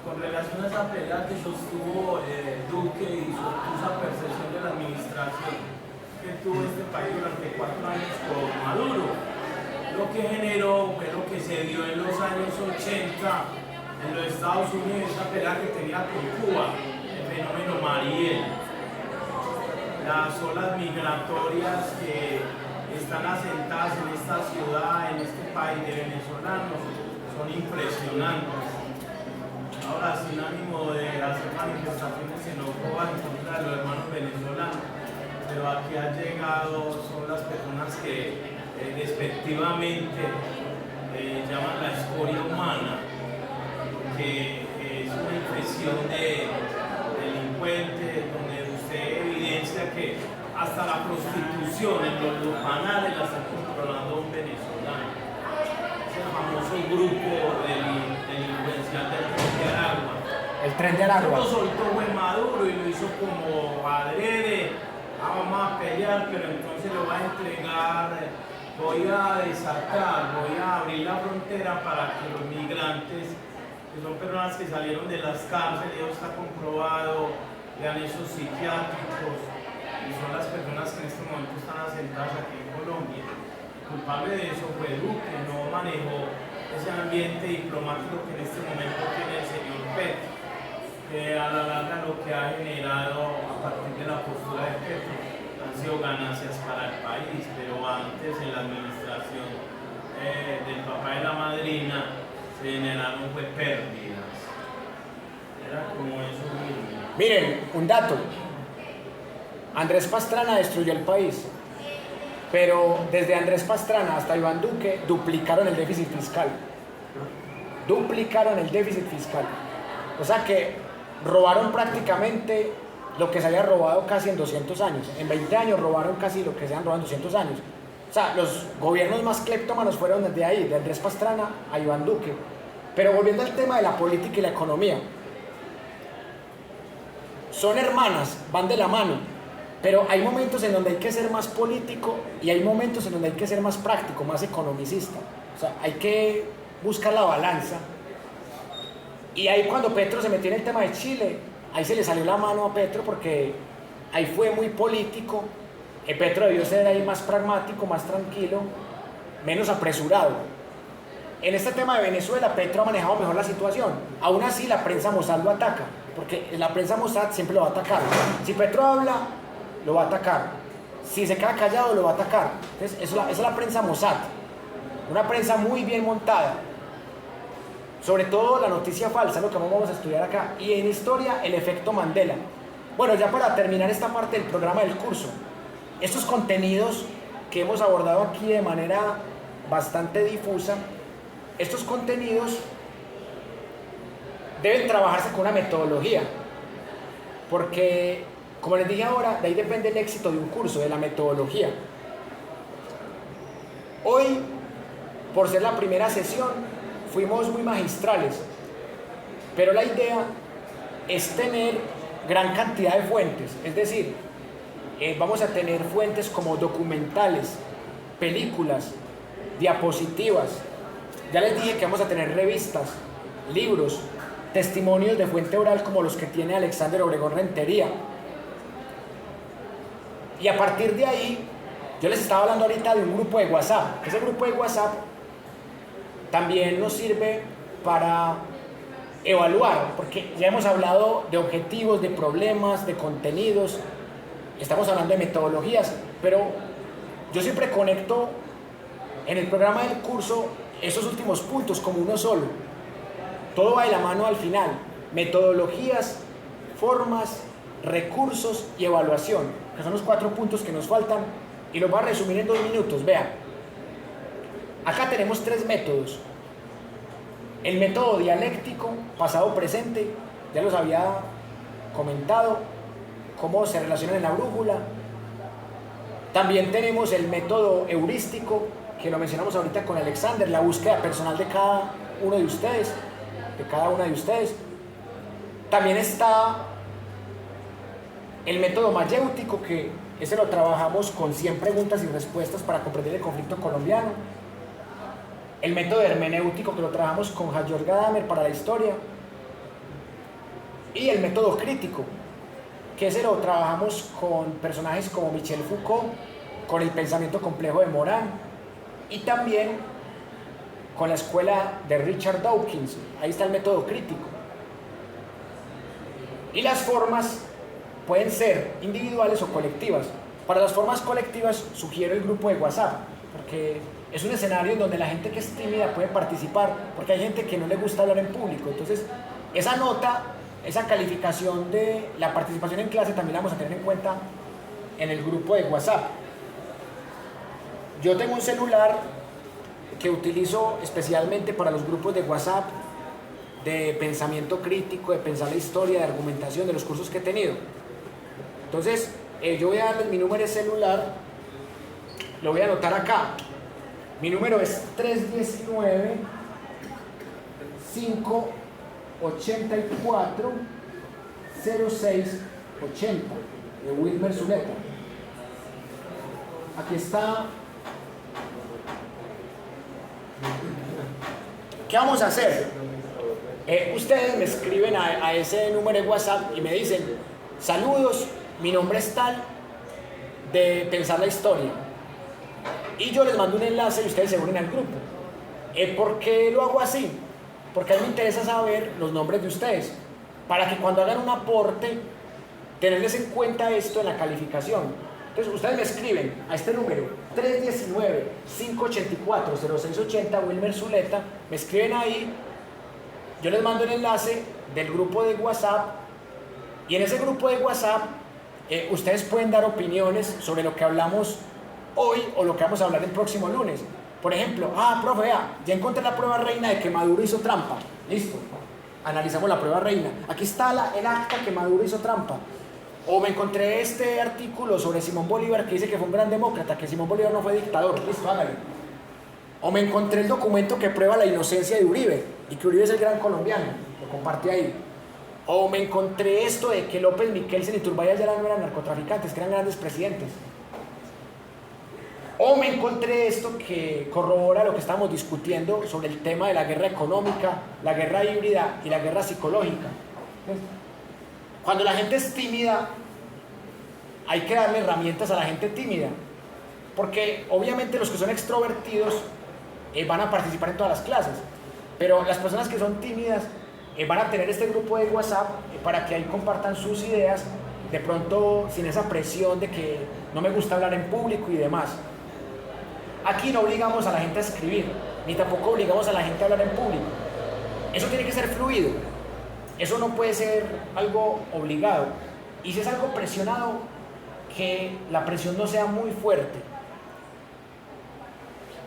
Dos cosas más para que terminemos. Recursos. ¿Qué recursos vamos a tener? Vamos a tener, aparte de estos recursos bibliográficos, hemerográficos y audiovisuales, y el testimonio oral presencial de Alexander Obregón Rentería, también vamos a tener recursos de organización de la materia. O sea, vamos a tener 3 unidades en el curso, y cada unidad va a tener unos videos, va a tener unos documentos, unas diapositivas, en donde se va a resumir los conceptos principales, para que sea algo más didáctico. La primera unidad vamos a llamarla efectos Mandela. ¿Qué son los efectos Mandela? Son recuerdos falsos del pasado. La gente creyó que Nelson Mandela murió en la cárcel y que el que fue presidente de Sudáfrica fue un doble. Eso es un efecto Mandela. El collar bomba de las FARC, otro efecto Mandela, nunca fue las FARC, pero hay gente que todavía sigue creyendo que fue las FARC. Ahorita hablamos del alias El Cacas, otro efecto Mandela. Que Uribe fundó las Convivir, otro efecto Mandela. Uribe no las fundó el decreto presidencial de César Gaviria. Uribe las potenció, pero no las fundó. O sea, hay un montón de recuerdos falsos del pasado. María Fernanda Cabal sería la panelista perfecta para trabajar efectos Mandela. Lástima pues que no tengamos los servicios. Sería maravilloso que María Fernanda Cabal estuviera sentada ahí al lado de Alexander y tener los 2 panelistas para que controvertieran, ¿cierto? Pero si alguien es capaz de invitar a María Fernanda Cabal, la invitamos Ahí tenemos otra fuente oral para los efectos Mandela. La segunda unidad, vamos a trabajar el tema del memoricidio y el epistemicidio. Vamos a trabajar todos los hechos históricos de Colombia que han sufrido memoricidio, es decir, que han tratado de ser borrados por regímenes. Y epistemicidio, el asesinato al conocimiento histórico, epistemicidio. Aunque el epistemicidio es un asesinato de cualquier forma de conocimiento. Es cuando usted mata el conocimiento y solo le queda la creencia. Por ejemplo, la mayoría de gente en Colombia se mueve por el epistemicidio y el memoricidio. O sea, la gente ya asumió que hubo fraude en Venezuela, por ejemplo. Es un error gravísimo. Alexander lo dijo, la carga de la prueba. O sea, usted le pregunta hasta los que votaron por Petro o los que no votaron por nadie. Sí, claro, Maduro robó, Maduro robó. Son muy pocos los colombianos que dicen, espera un momentico, falta el escrutinio. Es tan irracional decir, a Maduro le robaron, como decir, Maduro ganó limpiamente y Maduro nunca miente y el chavismo es lo mejor. O sea, son puros juicios irracionales. Y para eso existe el pensamiento crítico, para moderar esos errores de razonamiento. Sí. Entiendo muy bien el concepto de pensamiento crítico. Sin embargo, o sea, me causa como un poco de conflicto el hecho de que parece ser que la definición que nos están dando de pensamiento crítico es que yo no puedo tomar la postura. Yo entiendo que el pensamiento crítico... No se la puede tomar, se la puede tomar, pero porque es que... Mira, desde diferentes fuentes, sí. Te lo digo en este momento. Yo tengo la postura de que en este momento hay un fraude electoral en Venezuela.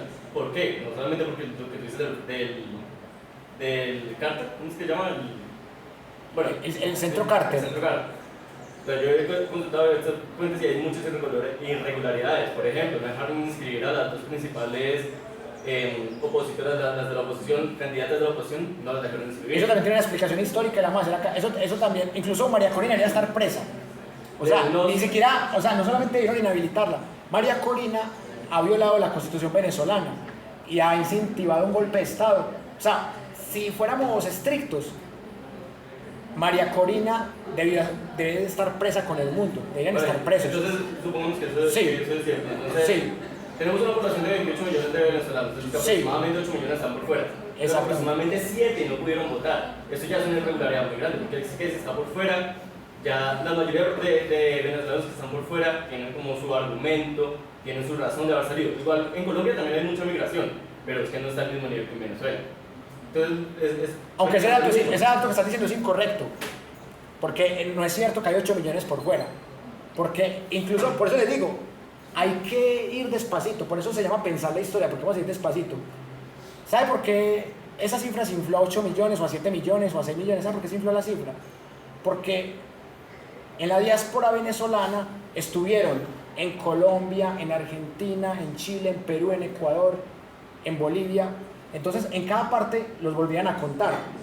Y contándolos, los multiplicaron. O sea, lo que dicen los expertos en ese tema de la migración y la diáspora es que son aproximadamente 2-3 millones que están por fuera. Pero la prensa Mossad vende el cuento que hay 8 millones de desplazados y que esos 8 millones no pueden votar. Eso es un cuentazo. O sea, mucho ojo con eso. Por eso les digo, todo hay que cogerlo con pinzas. Oye, y el argumento tuyo es correcto. Cuando usted dice que no pueden votar, yo te lo valgo. O sea, cuando usted dice, no, es que los que están aquí casi ninguno puede votar. Miren el montón de venezolanos que hay en Medellín que no pudieron votar, y en Colombia en general, ¿cierto? En Perú, en Chile, hay muchos que no pudieron votar. Eso es verdad. Pero lo que no es cierto es que hay 8 millones de desplazados. Bueno, nosotros pongamos de sí. Bogotá, los que están registrados en Bogotá, 70.000 venezolanos que están registrados en Bogotá, pero están 269. Sí. Ya para tener un ejemplo más específico y evitar, como lo que tú dices, de que se vuelvan a contar. Sí. De Bogotá. Eso. Partamos de ahí. Yendo un poco más lejos, tenía otro documento que se me escapa en este momento. Ahorita me lo dice. El caso es que yo me formé la opinión en parte de investigar bastante lo que está pasando. Bueno, la Constitución venezolana indica que para confirmar el resultado tienen que contarse las actas, ¿cierto? Así ¿Por es. qué el Centro Nacional Electoral va a ir a posesionar en este momento a Maduro cuando no se ha hecho eso y se ha solicitado? No, pero ahí también tienes un error, porque recuerde que hubo una audiencia en la que el único que no fue Edmundo González Urrutia. No fue porque supuestamente lo iba a matar Maduro, esa fue la versión que vendió la prensa Mossad, pero en este momento las actas están en manos de un tribunal que hace parte del Poder Judicial. Bueno, usted puede decir, es un tribunal chavista. Válido porque acá decíamos que la Fiscalía de Barbosa era uribista y que la Procuraduría es uribista. O sea, podemos decir eso. Hace parte de nuestra libertad de opinión y hay juicio, hay argumentos para creer eso, que el chavismo está tratando de controlar los 5 poderes que hay allá. Pero, ¿cómo te engaña la prensa? Te dicen que el chavismo no deja ver las actas o no presenta las actas, pero es que el chavismo o Nicolás Maduro no tienen la obligación de mostrar las actas. Es el tribunal que en este momento tiene las pruebas. Recuerde que son 10 candidatos y fueron 9. Y esos 9 tuvieron el uso de la palabra y allí entregaron todo lo que tenían. Te voy a decir una última irregularidad. Hágale. Maduro ganó con en el primer boletín 51,2% Sí. de los votos. 51,2000000 de los votos. Sí. Eso es estadísticamente imposible. En todas las elecciones siempre hay al menos unas 5 cifras más después del 2. Eso es estadísticamente es imposible. Bueno, ese argumento me parece válido. Incluso también hay otro argumento que tampoco favorece a Maduro, que hubo un boletín en donde todos los que quedaron del tercer puesto para abajo quedaron con 4,6, un boletín, y luego ya lo cambiaron. Es precisamente eso. Para empezar, la televisión venezolana, el canal oficial, mostró 2 resultados. El primero, con el 51,2000% de los votos, luego el Mundo con el 40 y algo, también una cifra cerrada, y todos los demás con el 4,6, eso nos daba un total de 132%. Fue una sola vez, yo puedo decir, bueno, ok, fue un error de una persona, profesor, fueron 2 veces. Sí, y yo también vi eso, pero luego vi que lo cambiaron. Incluso yo por acá, en el celular, yo tengo, en este celular suplente, creo que tengo datos que ya cambiaron totalmente en una sola semana. O sea, es que los que defienden el chavismo dicen que es el sistema electoral más seguro del mundo y los antichavistas dicen que hubo un fraude, pero yo ahí tengo una posición bastante encontrada. Por ejemplo, el último reporte que me llegó fue este: Nicolás Maduro 51,95%, 6.408.844 votos. Segundo, Edmundo González, 43,18%, 5.326.104. De ahí sigue Martínez con 1,24%, Ecarri 0,94%, Rauseo 0,75%, Brito 0,68%, Bertucci 0,58%, está Fermín 0,33%, de ahí sigue Márquez, que incluso acá se ve como el número como borrado, aparece 4,6, pero no sé, pero ese 4,6 está como malo esto acá, y Ceballos 0,16, pero el hecho es que Márquez sacó 29.611 votos. O sea, este reporte se ve más normal, pero el primer reporte, todos estos de Edmundo González para abajo tenían 4,6 y eso fue lo que generó más sospechas. Por eso, repito, uno tiene todo el derecho a dudar e incluso uno tiene el derecho a creer que hubo fraude. Es una creencia personal que nadie te puede quitar, ni Alexander. Si Alexander cree que hubo fraude, con hubo fraude también, o sea, igual todas las personas, uno tiene derecho a creer lo que quiera. Pero cuando yo quiero que los demás crean lo que yo creo, ahí es donde entra la argumentación, el sustento. Entonces, yo acá no puedo hablar como Wilmer Zuleta. Yo como Wilmer Zuleta puedo decir, estoy seguro que hubo fraude, o estoy seguro que no hubo fraude.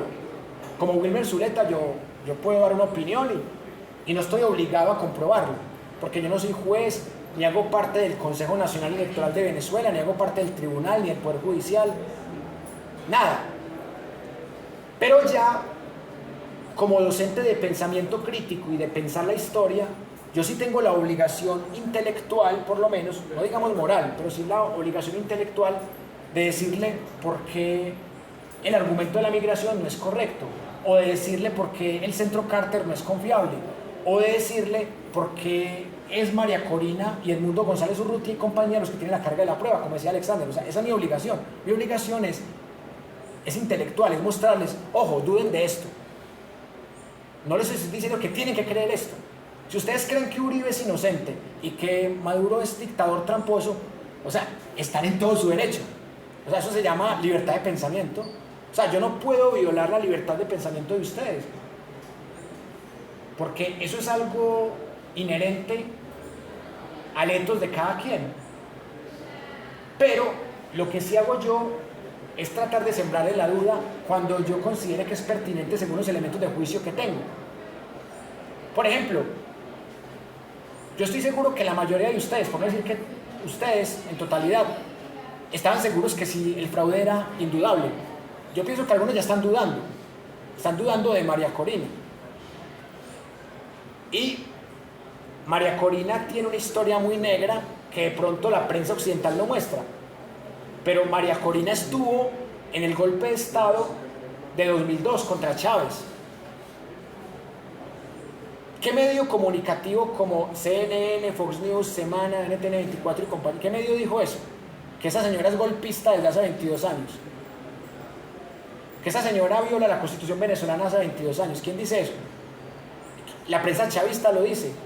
La prensa alternativa prorrusa lo dice. La prensa que no está amarrada al antichavismo lo dice. Pero la prensa antichavista, la prensa sionista uribista, nunca va a reconocer eso. Que esta señora ha violado la Constitución y que debería estar en la cárcel. Y no está en la cárcel. Por ejemplo, ¿por qué María Fernanda Cabal comparte imágenes de una película de Netflix como si fuera una fuente válida?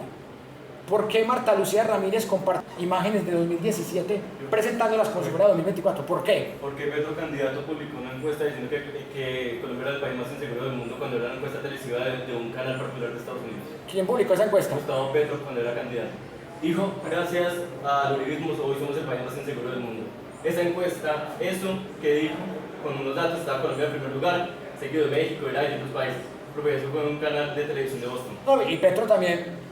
Yo particularmente recuerdo que Petro ha caído en varias noticias falsas también.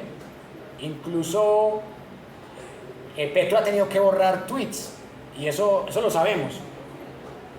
Pero el problema de Cabal es que Cabal lo hace todos los días. O sea, Petro lo hace de vez en cuando.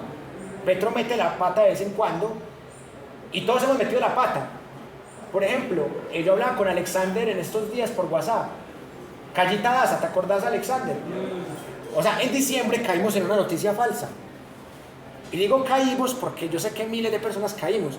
O sea, que Callita Daza iba a delatar a Uribe y a Duque ante el FBI. Eso fue una noticia que salió en diciembre.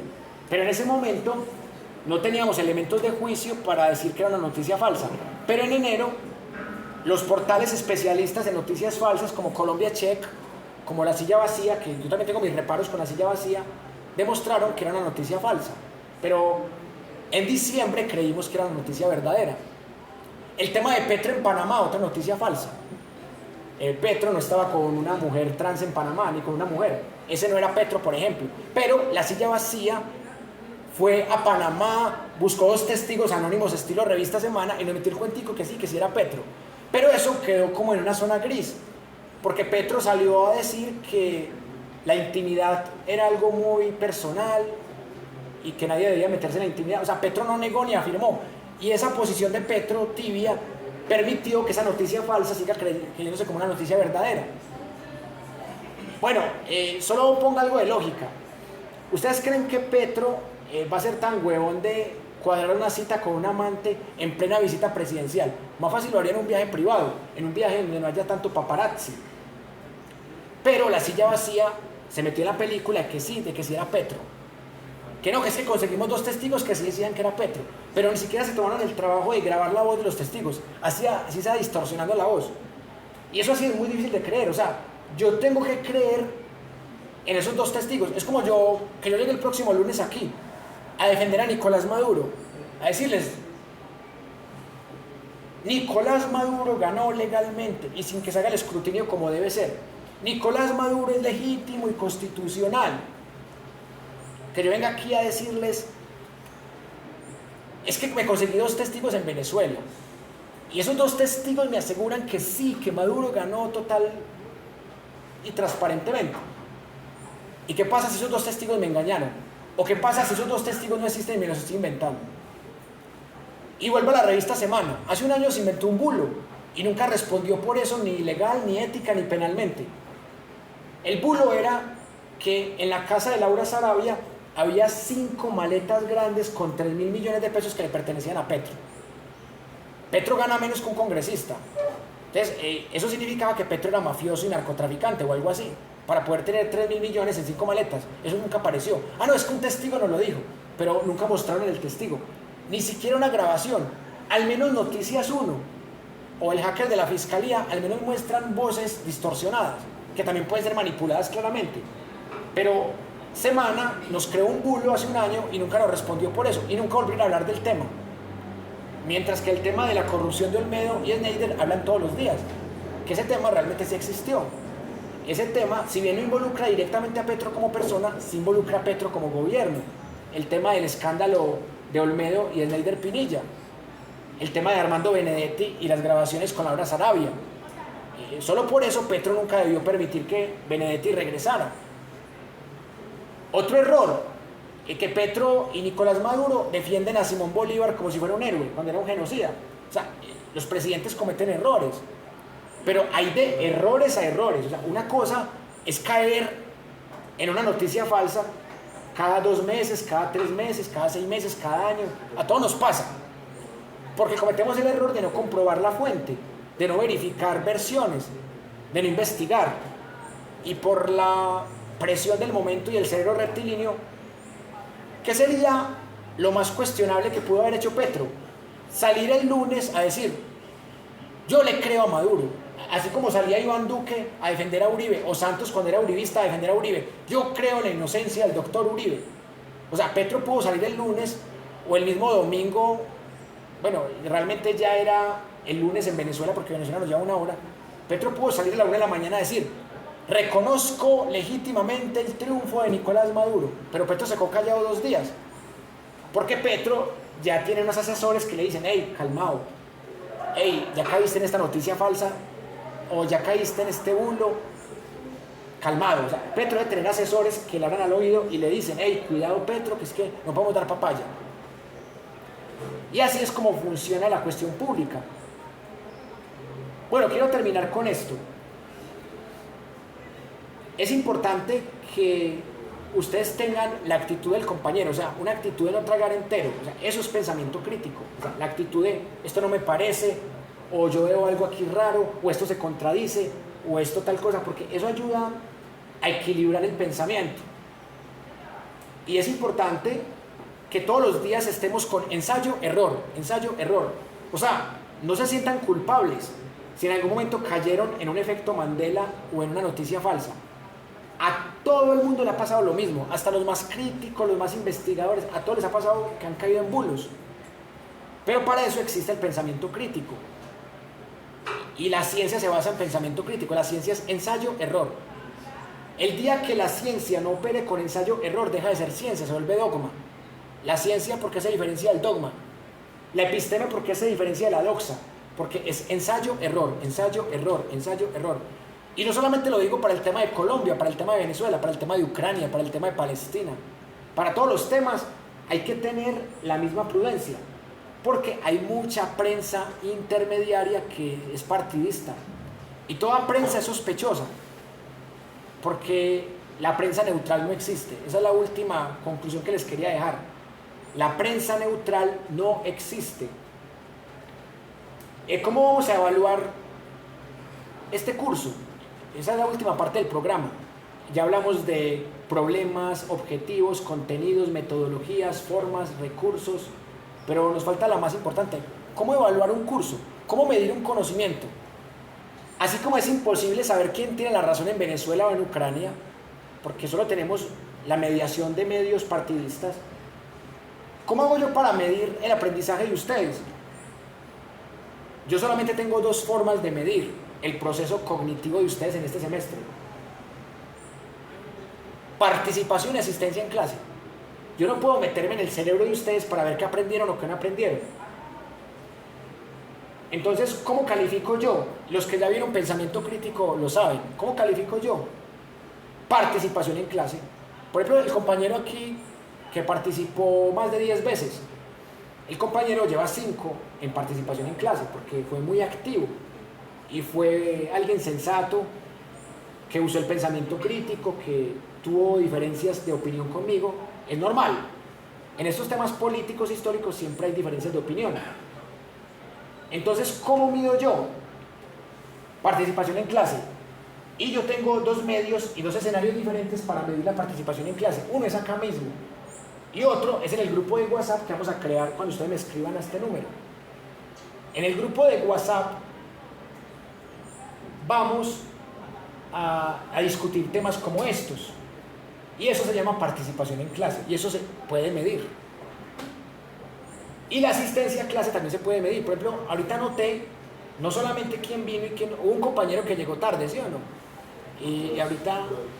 O 2, ¿cuántos llegaron tarde? Hubo 2 compañeros que llegaron tarde. Entonces, ahorita vamos a verificar cómo se llaman.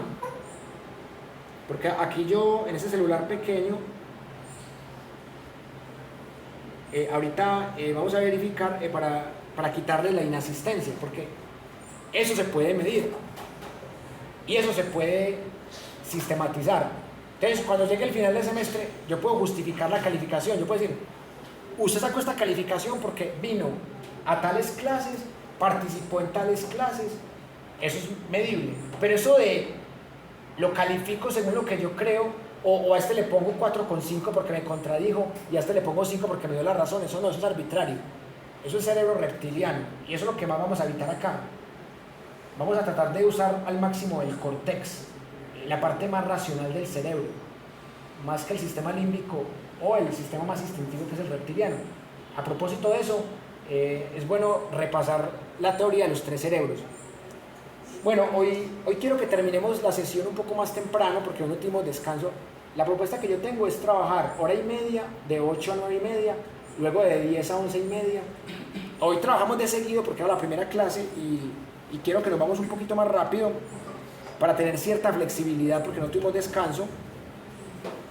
Pero esa es la forma de evaluar mía. ¿Ustedes qué piensan de esa forma de evaluar participación y asistencia? ¿Cómo les parece esa forma?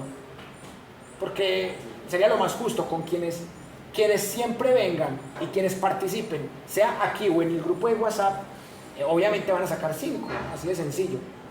Los que faltaron hoy, pues tendrían que justificar por qué faltaron, por salud, por trabajo o porque no estaban matriculados, aunque yo tengo entendido que ya los ajustes de matrícula ya se cerraron el pasado viernes. Hemos llegado al momento de las conclusiones. Yo tengo 2 conclusiones para compartir con ustedes. La primera, que la historia se puede pensar de muchas maneras, pero que cuando combinamos fuentes como billetes, revistas, libros, videos, testimonios, fuentes orales, ahí es cuando más tenemos un acercamiento al pensamiento crítico. O sea, no podemos creernos dueños de la verdad, ni dueños del pensamiento crítico, pero entre más fuentes, más herramientas, más argumentos, más estadísticas tengamos, más cerca vamos a estar del ideal del pensamiento crítico.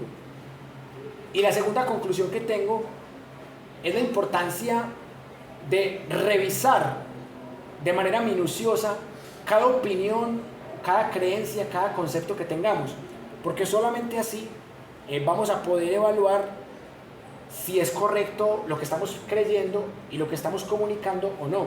Solo así podemos autocorregirnos, comparar,